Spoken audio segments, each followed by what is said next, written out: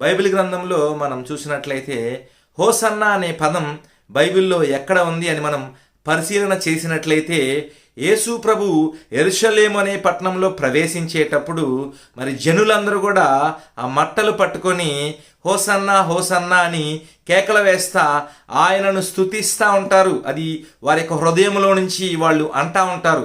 దాన్ని గమనించినట్లయితే మనం హోసన్నా అని వాళ్ళు ఎందుకు అన్నారంటే యేసు ప్రభువుని వారు ఒక రాజుగా, ఆయన్ని ఒక కింగ్గా, ఆయన్ని రాజుగా వాళ్ళు గుర్తించి వారి జీవితాల్లో ఆయన్ని రాజుగా గమనించి వాళ్ళు వారిని రక్షించబోయేది ఈయనే నిజమైన దేవుడు అనే విషయాన్ని వాళ్ళు గమనించి హోసన్నా హోసన్నా అని వాళ్ళు అనటం జరిగింది.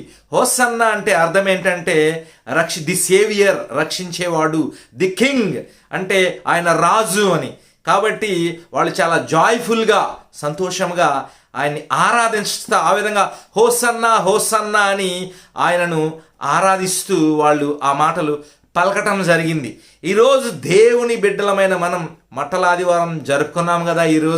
ఈరోజు మనం కూడా ఎలా ఉన్నాం? మనం హోసన్నా అని జస్ట్ నోటితో అలా ఉచ్చరిస్తున్నామా? మనం నిజంగా దేవుడిని ఒక రాజుగా గుర్తించామా? గుర్తిస్తే మంచిదే.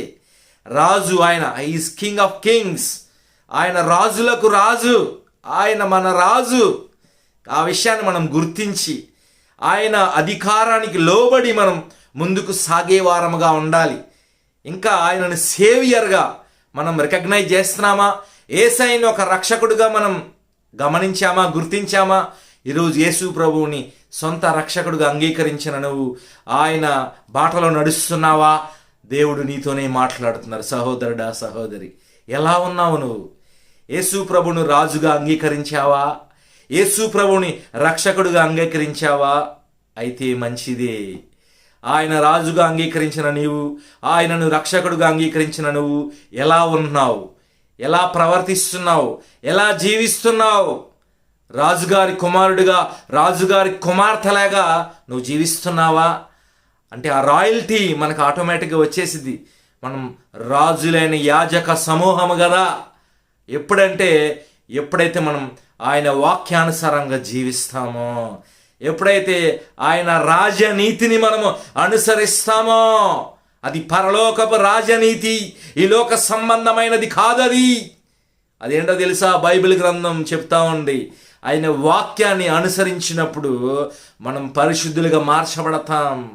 మనం రాజుగారి బిడ్డలైతాం. అప్పుడు యేసయ్య మన రాజు కాబట్టి ఆయన బిడ్డలమైన మనం నీతిమంతులుగా, యథార్థవంతులుగా, మనం కడిగిన ముత్యంలాగా ఉండాలి. అది ఒక సామెత అంటారు కదా, అలాంటి జీవితం మన జీవితంలో ఉన్నప్పుడు మన రాజు సంతోషిస్తారు, మన రక్షకుడు సంతోషిస్తారా? ఆయన కోరుకున్నది అదే మన దగ్గర నుంచి. సహోదరుడా, సహోదరి, గమనిస్తున్నావా? నువ్వు అలా జీవించు, దేవుడు నీకు అధికారాలు ఇస్తాడు. నువ్వు రాజుగారి కుమార్తెలాగా, రాజుగారి కుమారులాగా నీ జీవితం ఉంటుంది. దేవుడు మహిమతో నింపుతారు. నువ్వేం ప్రార్థన చేస్తే అది నీకు వస్తుంది, జరుగుతుంది. దేవుడు చెప్తారు కదా, పరలోకమందును భూమి యందును నాకు అధికారము కలదు. దేవునికి అధికారం ఉంది.